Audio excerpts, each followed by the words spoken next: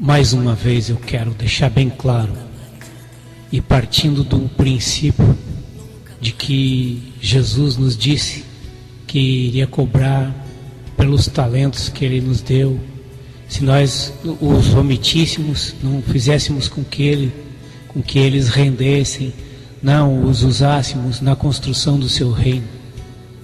Por isso, eu não estou aqui para me envaidecer, para chamar a atenção dos outros, para agrupar pessoas, aglutinar pessoas em torno de mim, do conhecimento que eu possa ter adquirido ao longo desses anos, estudando a palavra de Deus e outros tipos de literatura, mas tendo como fonte principal a palavra de Deus. Não estou querendo formar uma igreja, nunca me passou pela cabeça, não quero, já tem igreja demais, e eu não tenho a pretensão de dizer que eu tenho uma verdade mais verdadeira, que eu tenho que fundar algo novo, inédito, que tem tantas por aí que se apontam como o caminho da salvação, o único caminho, até que deixam Jesus de lado. Mas eu quero partir essa meditação de hoje, ou pregação, se você preferir, partir do texto de Paulo aos Romanos, capítulo 8, versículo 20. Pois a criação está sujeita à vaidade, não voluntariamente, mas por aquele que a sujeitou. No primeiro momento nós temos que saber de que se trata a vaidade. O que vem a ser vaidade? É o desejo imoderado de aparecer, de ser o foco, o centro das atenções, de buscar qualquer oportunidade em qualquer lugar para chamar a atenção dos outros, para atrair a atenção sobre si de uma maneira doentia e exacerbada. E nós vamos questionar aqui. Eu não tenho uma resposta, porque é uma pergunta também. Eu também pergunto: quem foi que nos sujeitou à vaidade? Teria sido o diabo? Teria sido Deus? Ou o nosso pecado, a nossa queda, a nossa condição adquirida de seres decaídos, pecadores, nos sujeitou à vaidade? Porque a glória de Deus nos preenchia, nos satisfazia plenamente. E a vaidade vem a ser também uma questão de nos sentirmos mal amados, nos sentirmos intimamente rejeitados. É claro que nesse processo a sutileza da serpente se encaixa muito bem. O mundo está cheio de narcisos que querem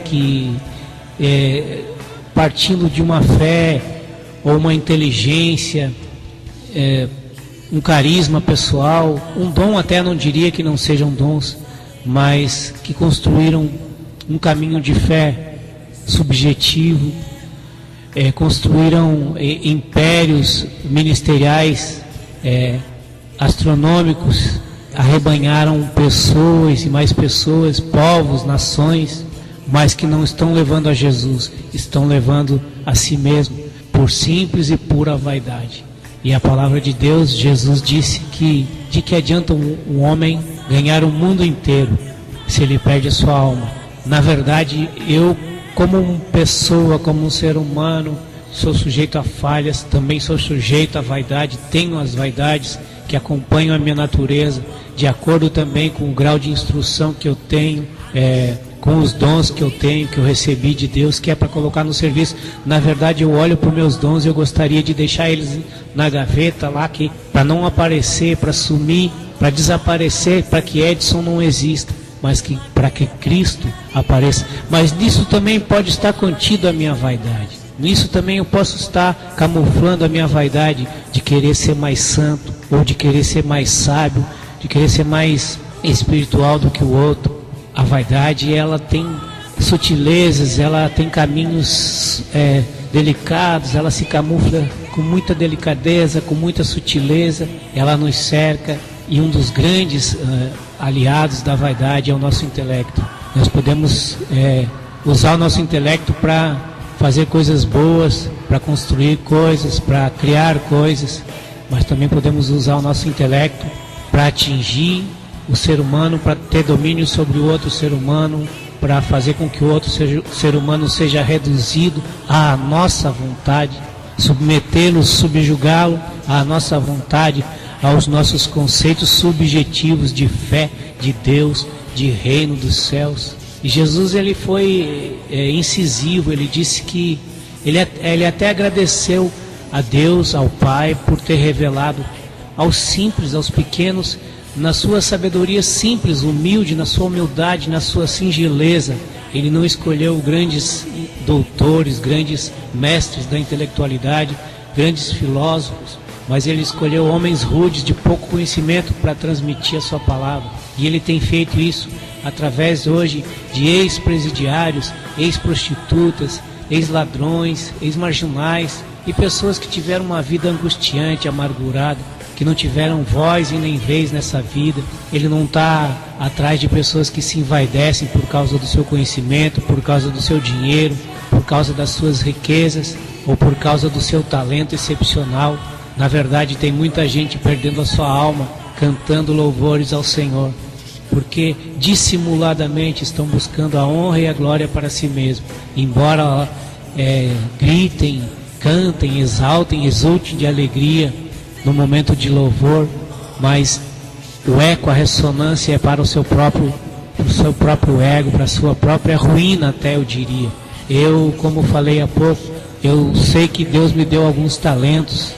Eu gostaria de deixá-los na gaveta, pelo compromisso, pela dor que eles proporcionam àqueles que procuram seguir a Deus, ao seguimento da fé, ao seguimento de Jesus, ao caminhar com Jesus. Mas eu sei que Jesus vai me cobrar se eu deixar essas coisas de lado, o dom de escrever, de falar, de me relacionar com as pessoas, de tocar um pouco de violão, de cantar. Não sou nenhum virtuoso nem no violão, nem no canto, mas ao que se propõe, para o que o canto da minha vida se propõe, eu acho que está bom. Não pretendo ser um astro gospel, muito menos pop. Não pretendo ser nada nesse mundo. Nesse mundo eu pretendo agradar a Deus, embora isso, como já falei outras vezes, é como aquela palavra que diz na boca, a comida a palavra é doce como mel, mas quando ela cai nas nossas entranhas, nas entranhas da vida em nós, ela causa uma revolução. E por isso mesmo ela é amarga como fel, porque ela nos desinstala do nosso orgulho, do nosso egoísmo, da nossa vaidade. Se foi Deus que permitiu que fôssemos sujeitos à vaidade, Ele sabe por quê. Porque a gente pode aprender, porque geralmente a nossa vaidade nos leva a quedas, nos leva a cair, nos leva ao fundo do poço. E quem sabe lá no fundo do poço nós nos voltemos para Deus e reconheçamos.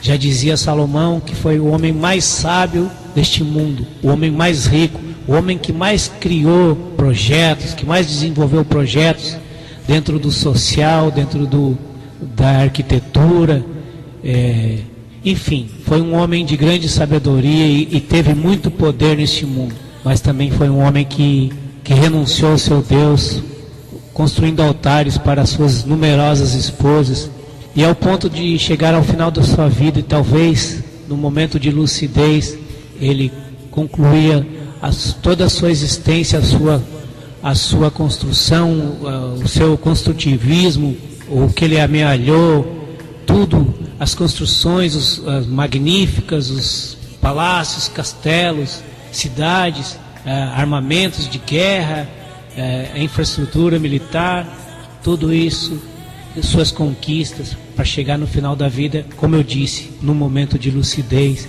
ele dizer para si mesmo e deixar para o resto da humanidade: vaidade das vaidades, tudo é vaidade.